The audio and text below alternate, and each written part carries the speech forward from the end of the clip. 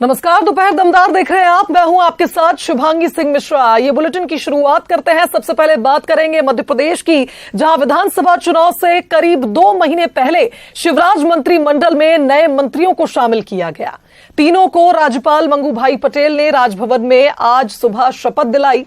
नए मंत्रियों में सबसे पहले महाकौशल से गौरीशंकर बिसेन, विंध्य से राजेंद्र शुक्ला और बुंदेलखंड से राहुल लोधी ने शपथ ली।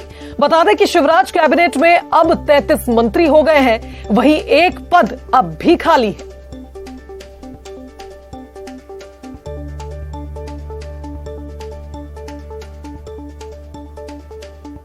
देखिए, पहले मैं महाकौशल से मिनिस्टर रह चुका हूं।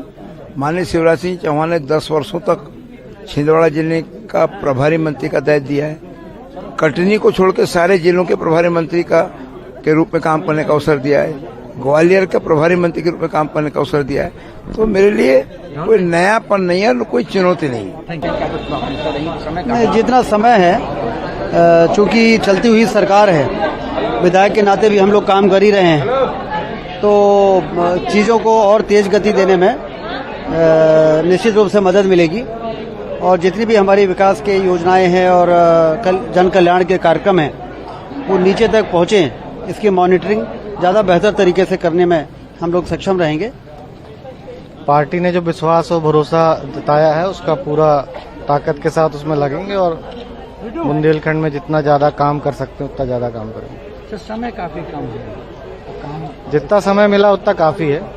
सर्जिकल स्ट्राइक तो 1-2 दिन में ही हो गई थी, तो ये तो बहुत समय, डेढ़ महीने तो बहुत है।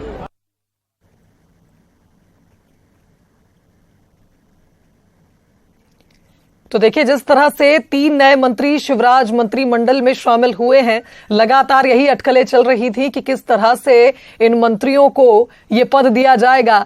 मुश्किल से 1.5 महीने का वक्त बचा है और आचार संहिता लागू होने से पहले 3 नए मंत्री शिवराज मंत्रिमंडल में शामिल हुए हैं।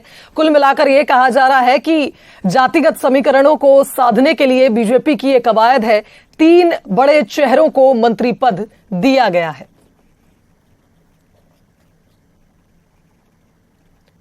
तो देखिए, गौरीशंकर बिसेन, राजेंद्र शुक्ल और राहुल लोधी ने आज सुबह ही शपथ ली है।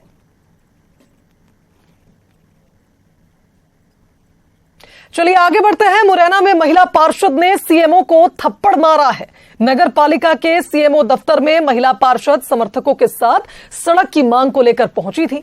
बताया जा रहा है कि सीएमओ के साथ महिला पार्षद की पहले बहस हुई और इसी दौरान सीएमओ ने पार्षद को मर्यादा से बात करने को कहा, जिसके बाद महिला पार्षद ने सीएमओ को थप्पड़ जड़ दिया। टेबल पर रखे डॉक्यूमेंट्स को भी यहां पर पार्षद ने फाड़ दिया। इधर घटना के बाद सीएमओ ने थाने में महिला पार्षद के खिलाफ रिपोर्ट दर्ज करवाई। नगर पालिका सीएसर ने थाना उपस्थित आकर एक लेखी आवेदन दिया कि आज वो अपनी लेखा कक्ष में अपने स्टाफ के साथ में आगामी रक्षाबंधन के द्वार को देखते हुए वेतन संबंधी कार्य कर रहे थे, जिस पर कुछ महिला और पुरुषों द्वारा उनके साथ अभद्रता की। इधर ग्वालियर में 2 युवकों को रेलवे ट्रैक पर रील्स बनाना भारी पड़ गया। दरअसल आरपीएफ ने दोनों को रील बनाते हुए पकड़ लिया और रेलवे एक्ट के तहत दोनों के खिलाफ मामला भी दर्ज हुआ। आपको बता दें कि रील्स बनाने वाले युवकों के नाम सनी पासी और राहुल पासी बताए जा रहे हैं। आए दिन युवा रील्स के लिए अपनी जान जोखिम में डालते हैं और हादसों के शिकार हो जाते हैं। ऐसे में इन घटनाओं से लोगों को सबक नहीं मिल पा रहा है, जिसके चलते अब सख्ती करनी पड़ेगी, जिसके चलते आरपीएफ ने ये एक्शन लिया और दोनों युवकों के खिलाफ मामला दर्ज किया।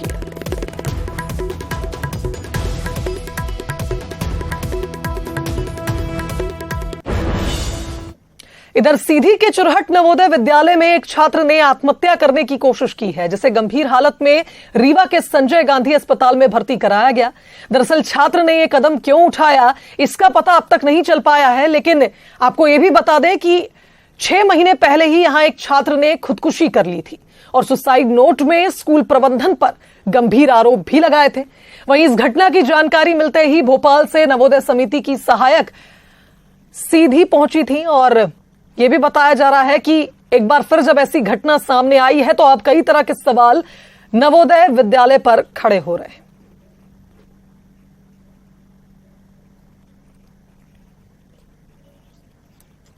अगली खबर दुर्ग से, जहां डेंगू का कहर लगातार बढ़ रहा है। भिलाई में 7 नए मरीज डेंगू के मिले हैं। बता दें कि प्रभावितों में सभी भिलाई टाउनशिप के निवासी बताए जा रहे हैं। डेंगू प्रभावितों की कुल संख्या अब 120 पहुंच गई है। लगातार डेंगू के मरीज मिलने से शहरवासियों की चिंता भी बढ़ गई है।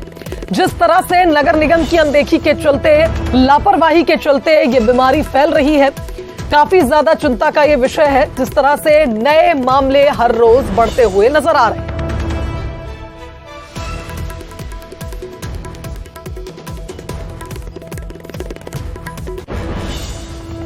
तो देखिए, लगातार डेंगू का कहर दुर्ग में बढ़ रहा है और ऐसे में 7 नए मरीजों की पुष्टि भी हो चुकी है।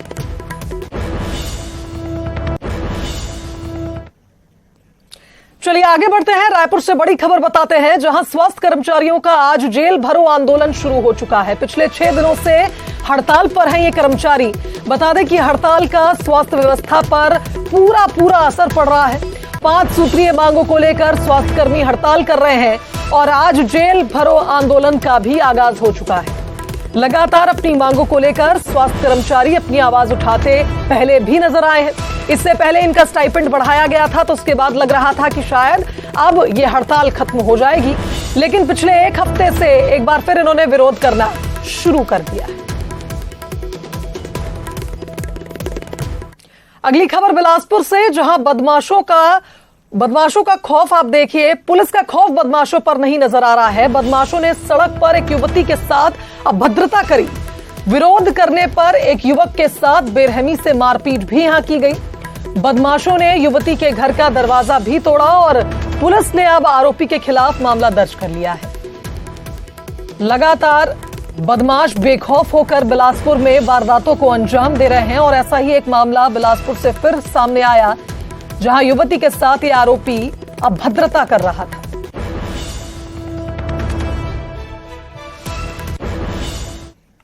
इधर जगदलपुर में स्टील कारोबारी पर रेप का आरोप लगा है। अपने ही होटल में महिला के साथ इसने रेप किया है, ऐसा आरोप लगा है। महिला ने मारपीट करने का भी आरोप लगाया।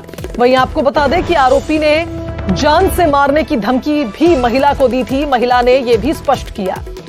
पीड़िता की शिकायत पर मामला दर्ज हुआ है। फरार आरोपी की तलाश फिलहाल की जा रही है। तो आरोपी स्टील कारोबारी बताया जा रहा है, जिस पर एक महिला ने 20 तारीख को थाना बोधघाट में एक महिला द्वारा रिपोर्ट की गई है। शबीर नाम के व्यक्ति के खिलाफ में को 2017 से उसके साथ में लगातार शारीरिक संबंध बना रहा था और अभी 15 अगस्त को भी उसके साथ मारपीट की गई है। गाली गलौज जान से मारने की धमकी दी गई है और उसके साथ बलात्कार किया गया है। इस पर मामला कायम किया गया है बोधघाट थाना में। आरोपी की तलाश है।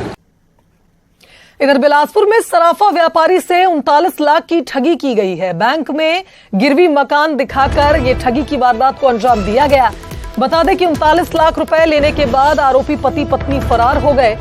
सकरी के राम लाइफ सिटी का यह मामला बताया जा रहा है, जहां एक सराफा व्यापारी के साथ ठगी की वारदात को अंजाम दिया गया। मामला दर्ज कर अब पुलिस मामले की जांच में जुटी हुई है। एक दंपति ने इस ठगी की वारदात को अंजाम दिया है, जो फरार चल रहे हैं।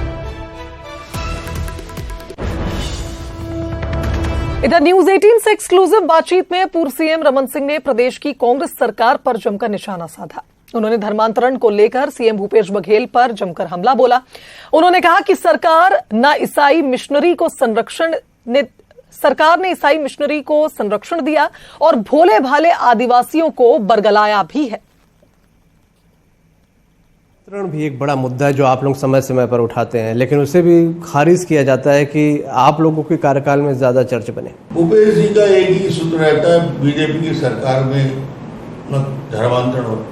अरे भाई, कांग्रेस सरकार में ईसाई मिशनरी को सरकार के संरक्षण में यह अधिकार दे दिया गया कि नारायणपुर में जो धर्मांतरण नहीं किया जाए उनको मार मार के ठीक किया जाए। 60 लोग जेल के अंदर जाते हैं। अब तो सरकार धर्मांतरण करवाने के लिए आदिवासियों को, भोले भाले आदिवासियों को इस शक्ति का उपयोग कर रही है और प्रशासन का उपयोग कर रही है। दंतेवाड़ा का एसपी लिखता है, सरकार को चेतावनी देता है कि ईसाई मिशनरियों का कुचक्र पूरे जिले में फैला हुआ है। यदि नहीं रोका गया तो अलगाववाद ताकतें पनपने लगेगी पूरे बस्तर में। ये कलेक्टर अलार्मिंग मैसेज भेजता है, मुख्यमंत्री उसका मजाक उड़ाते हैं, उस अधिकारी को बदल देते हैं। ये स्थिति छत्तीसगढ़ में सरगुजा से लेकर बस्तर तक सरकार के देखरेख में, संरक्षण में जबरदस्त रूप से धर्मांतरण का कुचक्र चल रहा है। चलिए यहां रुकेंगे छोटे से ब्रेक के लिए, फौरन लौटेंगे।